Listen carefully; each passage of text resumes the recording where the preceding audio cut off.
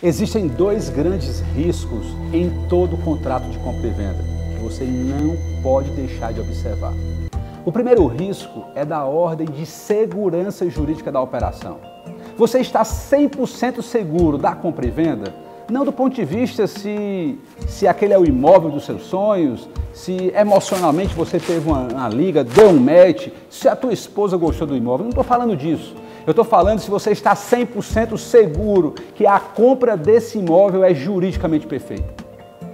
E isso você precisa observar antes de assinar o contrato de compra e venda. Aliás, no contrato de compra e venda tem que estar muito clara essa segurança jurídica da aquisição imobiliária. E isso passa por uma análise técnica de avaliação da documentação do imóvel, checando se o imóvel está apto para a venda imobiliária. A partir do artigo 722 do Código Civil, nós temos um capítulo introduzido pelo novo Código Civil, que não é tão novo assim, de 2002, mas que trouxe um capítulo da corretagem e ali obrigações do corretor. E às vezes o corretor se esquece disso. Então você que está adquirindo, você que é empresário, meu colega advogado ou até mesmo corretor de imóveis, fica ligado nas obrigações da corretagem. Uma delas é checar se o imóvel está apto para venda. Ah, doutor Léo, eu chequei, está aqui, a matrícula do imóvel atualizada. Não tem lá nenhuma penhora, não existe alienação fiduciária, nenhum gravame em ônus real no registro imobiliário daquele imóvel.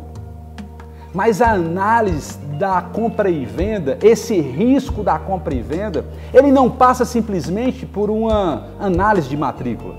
Ele vai mais além, ele entra na análise das questões fiscais, que é outro documento exigido pelos cartórios para a confecção da escritura pública de compra e venda. Ah, doutor Léo, eu também chequei isso, é básico, né? Certidão de IPTU do imóvel, certidões fiscais a nível municipal, estadual e federal dos vendedores, a certidão de ITR se o imóvel for rural. Eu chequei também, doutor Léo, a certidão lá de nada consta do condomínio. Ok, isso é básico também. Agora, as certidões forenses, você tem checado? Para apagar de uma vez por todas o risco de haver problema na compra e venda imobiliária? Doutor Léo, certidão forense, exatamente isso. É caso de evicção, de anulabilidade da compra e venda se houver fraude contra credores, fraude à execução. E isso é característico quando o devedor já está ciente de passivos judiciais e procura acabar com seu patrimônio, vender seu patrimônio para evitar uma penhora. Para você eliminar esse risco, você precisa ter uma assessoria especializada. Eu não vou nem entrar aqui na questão da observações se ele é confinante com terra indígena, quilombola, se existem restrições da prefeitura para construir naquele terreno determinado empreendimento que passa por uma análise jurídica de viabilidade, ou seja, qual é o propósito de você comprar esse imóvel? Nós temos um caso que está tramitando ainda de um cliente que está vendendo uma grande gleba em área urbana, aproximadamente aí 13 hectares em uma área urbana. E a intenção de compra e venda foi criado um gatilho dentro do contrato de resilição contratual e dessa forma de extinguir o contrato caso o comprador não consiga uma carta de anuência da prefeitura concordando com o que ele quer fazer dentro daquele terreno. Ou seja, a motivação pela qual o comprador do imóvel está adquirindo o imóvel é desenvolver um empreendimento misto, residencial e comercial, com determinadas características de torre, de índice construtivo. Então ele entrou na prefeitura com um master plan, um pré-projeto dentro da prefeitura, dizendo o seguinte: prefeitura, eu quero fazer isso, eu posso construir dessa forma antes de adquirir o imóvel? Isso tudo é uma análise que mitiga o risco da compra e venda. Doutor Léo, nunca ouvi falar disso. Então eu vim aqui para romper essa barreira e trazer um conteúdo relevante para você. Se isso tem feito sentido para você, você conhece pessoas que atuam na área, são corretores, advogados, empresários que atuam na área e não têm conhecimento disso, compartilha esse vídeo. Deixa aqui o teu comentário. Vamos fazer mais pessoas terem acesso a conhecimento e errarem menos. O segundo ponto é o ponto financeiro.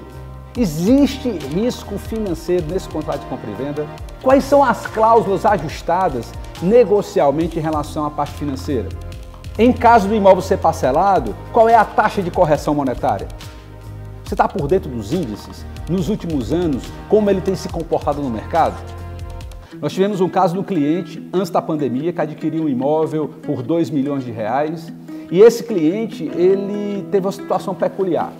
Ele parcelou a compra do imóvel, fez uma negociação extraordinária e na época o IGPM estava dando aí 6, 7 ao ano. E aí o saldo devedor, obviamente corrigido pelo IGPM, não era parcelas fixas. Veio a pandemia e o IGPM chegou a dar quase 5% ao mês.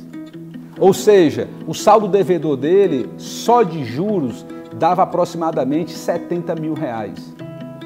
E aí a conta não fechava, não fazia sentido. Óbvio que ele quitou aquela compra e venda para evitar maiores prejuízos. Aí, doutor Léo, não cabia uma repactuação, uma ação na justiça para repactuar essa taxa? Mas até quando nós garantiríamos para o nosso cliente que nós teríamos condições de ganhar uma disputa dessa? Ah, mas tornou-se onerosamente excessivo. Ok, mas eu não posso garantir a decisão judicial que virá. Podia ser que ganhasse, podia ser que perdesse. Qual era a decisão mais assertiva no caso? Era quitar o mais rápido possível. Como ele tinha crédito, ele foi lá e quitou a sua operação. Mas entenda bem, isso é um risco. Estamos falando de risco. E quanto mais nós precificamos os riscos de operação, mais nós conseguimos trabalhar com ele com maior velocidade. Certamente, se o cliente tivesse entrado na justiça para repactuar essa cláusula de correção do saldo devedor, estaria a briga na justiça até hoje. Ele não teria escriturado e registrado o imóvel no nome dele e garantido ele o seu patrimônio. Talvez gerasse uma rescisão e ele não queria rescindir essa compra e venda. Enfim, tantas coisas poderiam ter acontecido. Mas o risco não foi possível de ser mensurado no início porque foi antes da pandemia. Foi na pandemia que o IGPM decolou. Então é importante você entender os riscos financeiros da operação. Fora a questão da correção do saldo devedor, eu vou pontuar também o de acréscimos moratórios. Leia com atenção a parte do contrato que trata de acréscimos moratórios e de rescisão. Esses são os outros dois itens que podem onerar excessivamente e são motivos de ação na justiça, de judicialização, de revisão contratual na justiça, essas duas cláusulas. Acréscimos moratórios abusivos ou cláusula de multa rescisória exorbitante. Fique atento a isso, precifique o risco e negocie o melhor possível antes da assinatura do contrato. Porque indo para a justiça é mais custos com advogado, custos processuais e dissabores, desgastes que você pode evitar fazendo uma boa negociação e tendo uma excelente assessoria jurídica na parte imobiliária. Fiquem ligados e nos vemos nos próximos vídeos.